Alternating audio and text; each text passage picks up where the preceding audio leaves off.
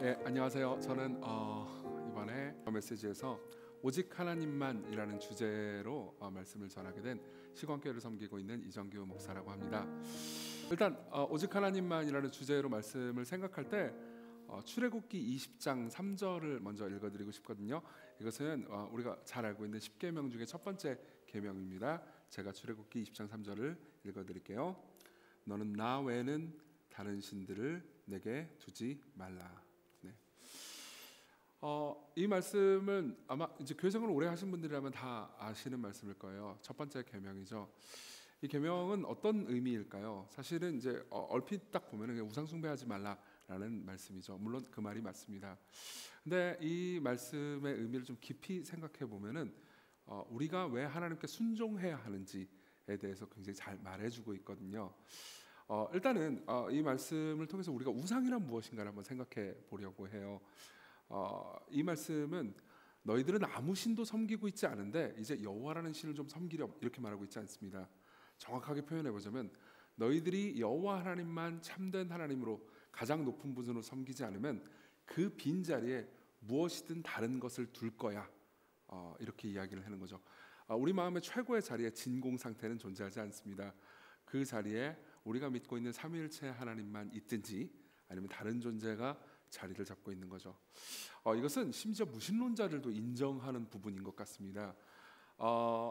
미국에 굉장히 유명했던 작가가 있습니다. 클레어몬트 대학교에서 영문학을 가르쳤던 데이비드 포스터 월리스라는 작가가 있어요. 우리나라 말로도 책이 몇 권 번역이 됐죠. 근데 이분이 이제 캐니언 대학교라는 학교에서 졸업 연설을 하는데 그 연설이 꽤나 회자됐던 연설이었어요. 왜냐하면 이 사람은 공식적으로 무신론자인데 이런 말을 한 적이 있거든요. 조금 길지만 제가 다 인용해 드릴게요. 삶이라는 매일매일의 전장에서는 무신론이라는 것이 실상은 존재하지 않습니다. 믿지 않는다는 개념 자체가 없다는 얘기입니다. 사람은 누구나 무엇을 믿습니다. 우리에게 허락된 것은 무엇을 믿고 숭배하느냐에 대한 선택뿐입니다.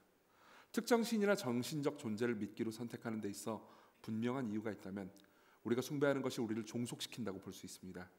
만일 돈이나 물질을 믿는다면, 즉 그것이 우리 인생의 진정한 의미를 구축한다면 더는 필요 없다는 충족감은 결코 가질 수 없을 것입니다.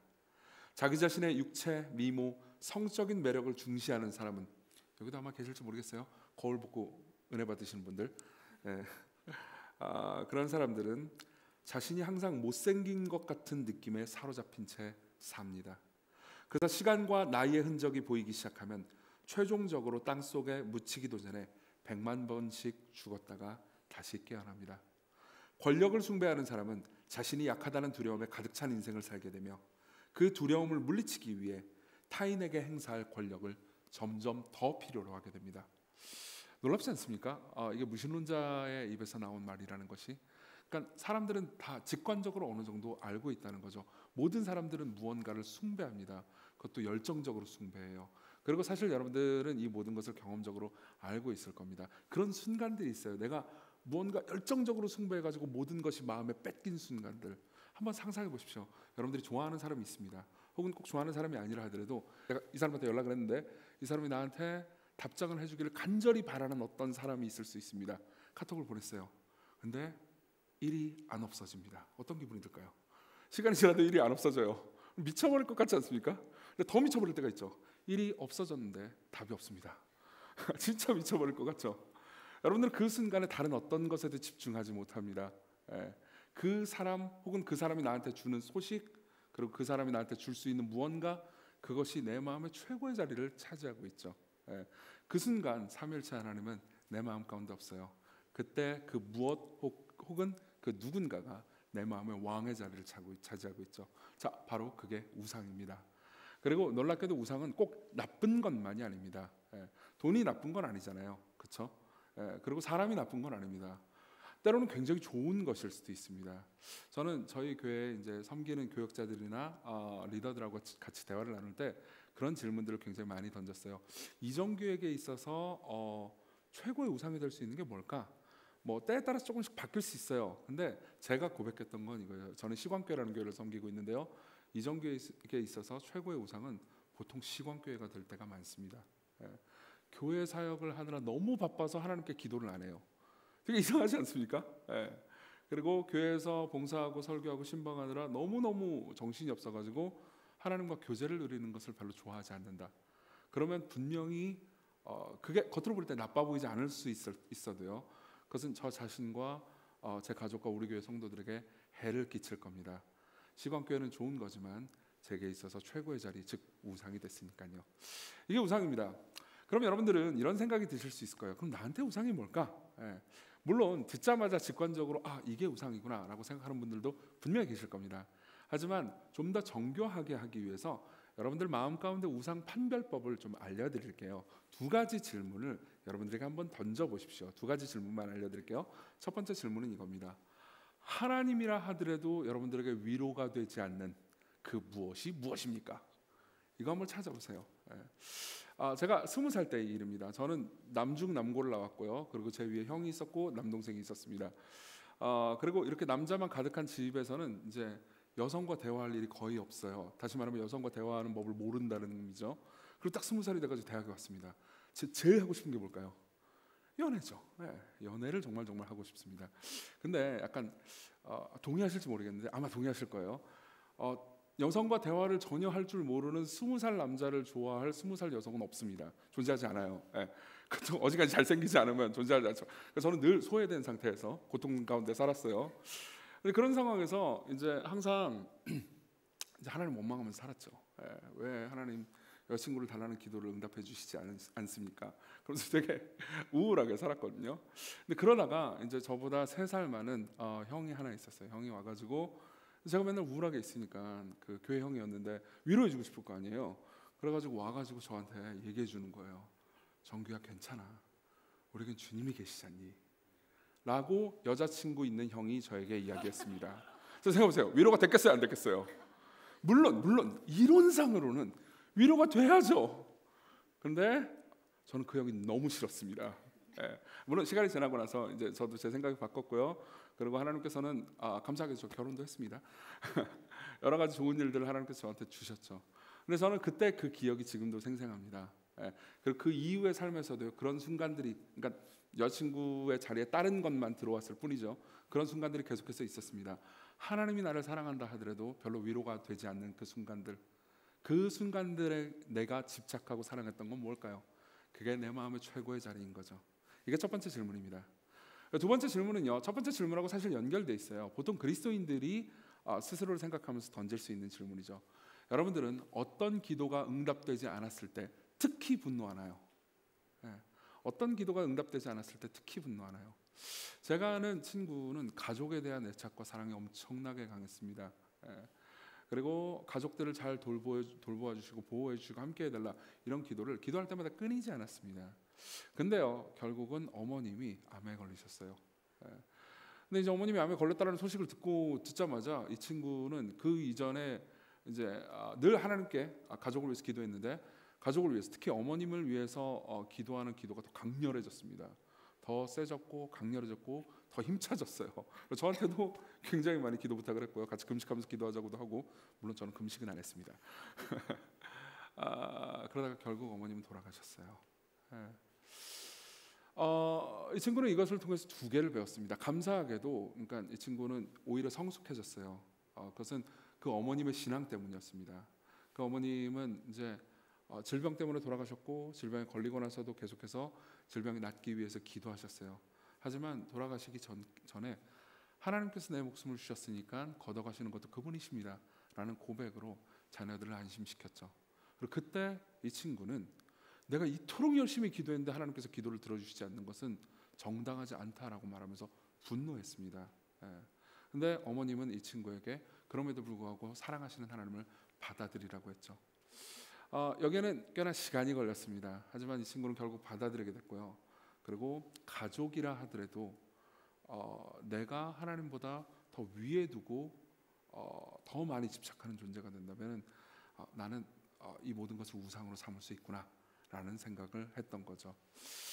이 2가지 질문이 여러분들에게 도움이 될 겁니다. 여러분들이 한번 생각해 보십시오. 하나님이 여러분들을 사랑하신다 하더라도 위로가 되지 않는 그 무엇은 무엇입니까?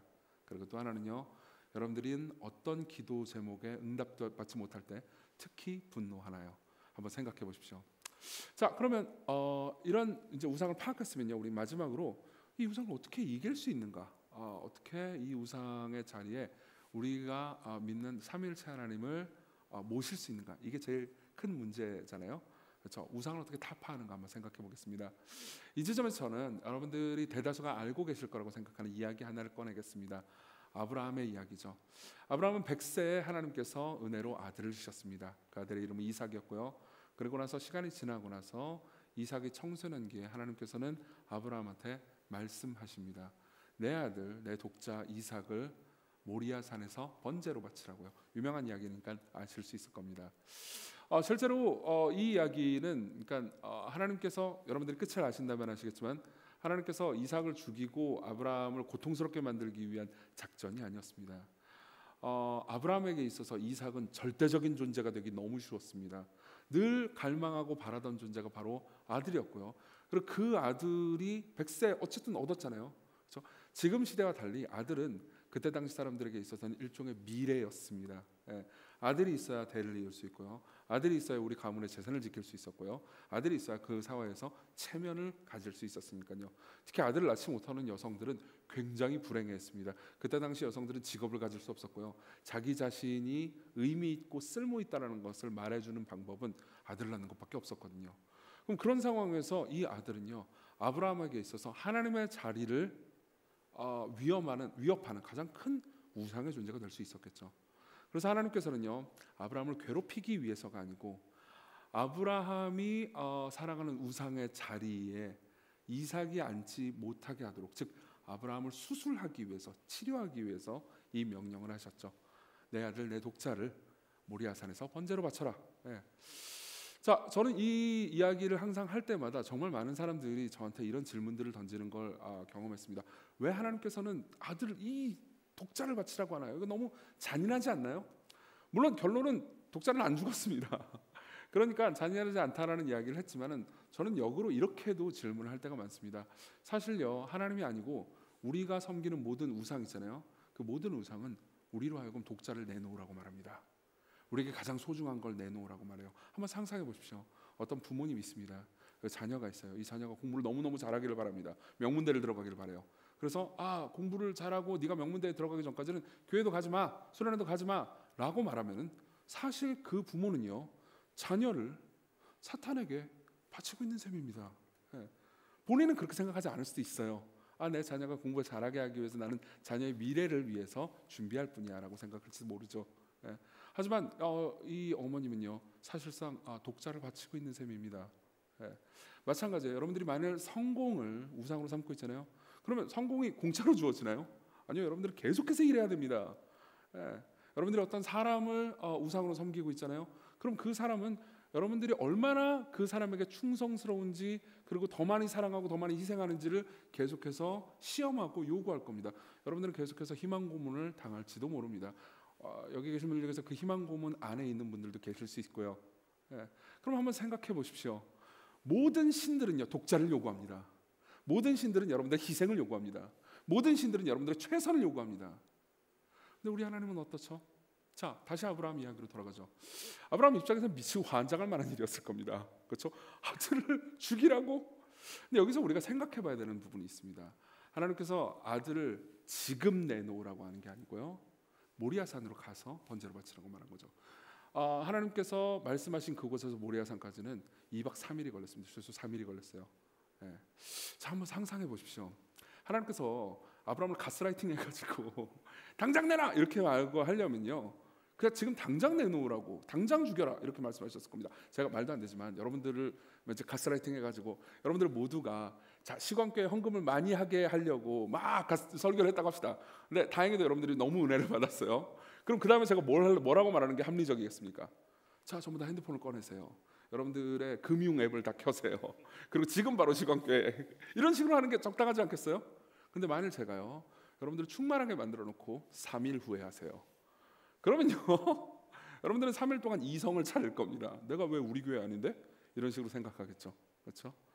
맞아요. 3일 동안 아브라함은요, 굉장히 고통스러운 시간을 보냈을 겁니다. 그리고 되게 많이 생각했겠죠. 그러니까 하나님께서는 굴종을 원했던 게 아니에요. 그리고 아브라함은요, 이삭을 데리고 가면서 하나님께서 아브라함에게 하신 약속을 생각합니다. 하나님께서는 이 독자 이삭을 통해서 자손을, 그리고 네 자손이 하늘의 별같이 바다의 모래같이 많아지리라고 약속하셨어요. 그래서 히브리서에 보면요, 아브라함이 그때 이렇게 믿었다고 말합니다. 맞아, 내가 죽인다 하더라도 하나님께서는 내 독자 이삭을 다시 살리시겠구나, 다시 부활시키겠구나 라는 믿음을 가졌다고 히브리서 11장에서 말하고 있습니다. 자, 그 이후의 이야기는 어떻게 됐죠? 죽이지 말라고 하나님께서 여호와의 사자가 말씀하셨고요. 그리고 아브라함을 위한, 그리고 이삭을 위한 어린 양이 예비되어 있었습니다. 그리고 시간이 한참 수천 년이 지나고 나서요, 우리는 알게 되죠. 뭘 알게 됩니까? 아브라함을 향해서 내 독자 내 이삭을 바치지 마라, 내가 어린 양을 준비했다라고 말하는 그 여호와의 사자. 그 여호와의 사자는 구약 시대 때 활동하셨던 성자 하나님이십니다. 많은 사람들이 성육신 하시기 전에는 성자 하나님이 저 위에서 어디 짱 박혀 계셨다고 생각해요. 그렇지 않아요. 아직 성육신하지 않으셨을 뿐이지 구약 시대 때 여전히 자기 백성들을 돌보고 계셨습니다. 그때 독자의 죽음을 막으셨던 그 성자 하나님은요, 똑같은 길을 걸어가십니다. 이삭은 자기를 죽일 나무를 지고 갔어야 했습니다. 우리가 믿는 예수 그리스도도 자기를 죽일 나무를 지고 골고다 언덕을 걸으셨죠. 여러분 혹시 그걸 알고 계십니까? 열왕기상에 보면요, 이 골고다 언덕에 옛 지명이 나옵니다. 그게 바로 모리아산이에요. 흥미롭지 않습니까? 이 모든 이야기는 그리스도께서 우리를 위해서 어떤 희생을 하셨는지를 가르쳐주는 그림자입니다. 이걸 통해서 제가 여러분들에게 드리고 싶은 말씀이 있습니다. 어떤 걸까요? 모든 신들은, 모든 우상은요, 여러분들에게 독자를 내놓으라고 말합니다. 너희들이 나를 얻고 싶다면 너희들의 최고를 내놓아라.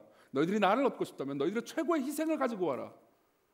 하지만 우리가 믿는 하나님은요, 너희들이 나를 얻기 위해서 내가 희생하겠다.